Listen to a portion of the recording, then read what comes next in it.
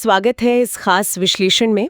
आज हम बात कर रहे हैं इंदौर के उस चर्चित हनीमून हत्याकांड मामले की। इसमें हाल ही में एक बड़ा कबूलनामा सामने आया है। हमारे पास इसी पर एक रिपोर्ट है। हाँ बिल्कुल।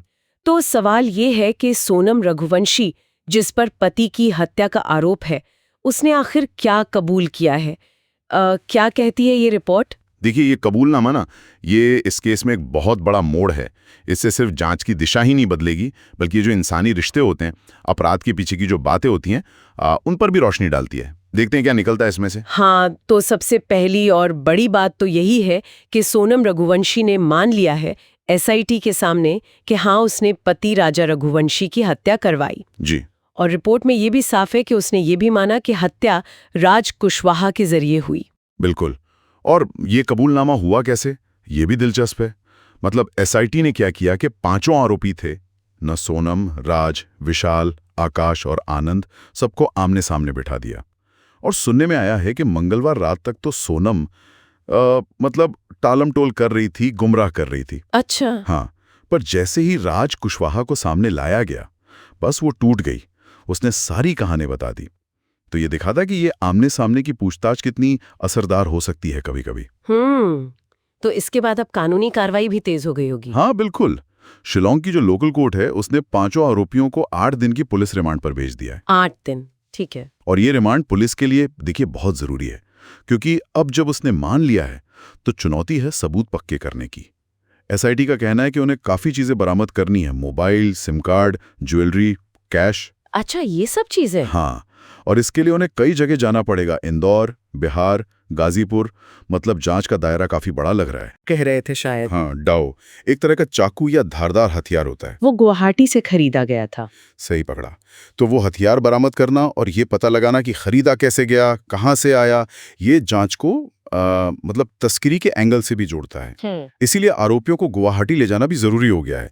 ये सिर्फ एक हत्या नहीं, ये पूरा एक प्लान्ड षड्यंत्र लग रहा है। कई तार जुड़े हुए हैं इसमें।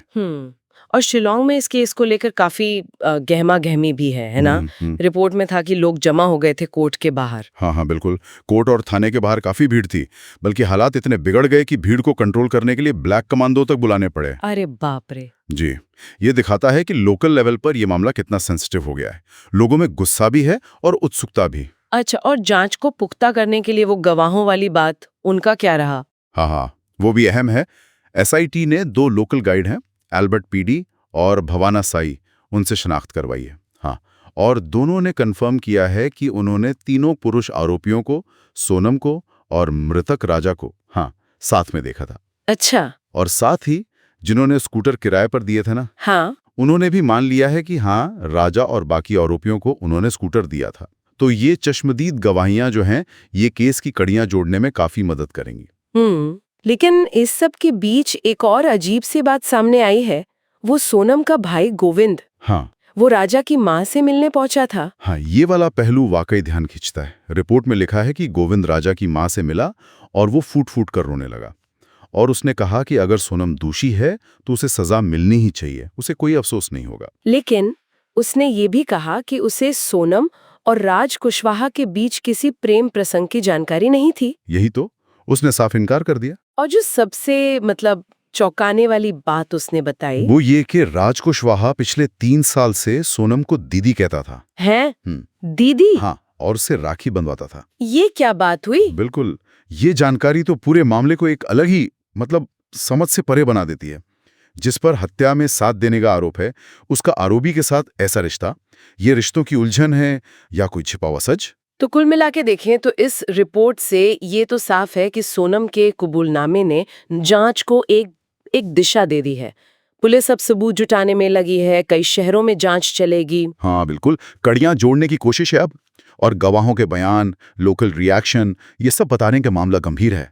लेकिन वो राखी वाली बात और भाई का इनकार, ये सवाल तो छोड़ ही जाते हैं कि क्या हम पूरी कहानी जानते भी हैं? सही बात है। अक्सर जो सतह पर दिखता है ना, उसके पीछे भावनाओं की, मजबूरियों की, रहस्यों की एक पूरी अलग दुनिया होती है। सोचने वाली बात यह है कि इस रिश्ते की असलियत क्या थी। कहीं कोई और कहानी तो नहीं है जो अभी सामने आनी बाकी है।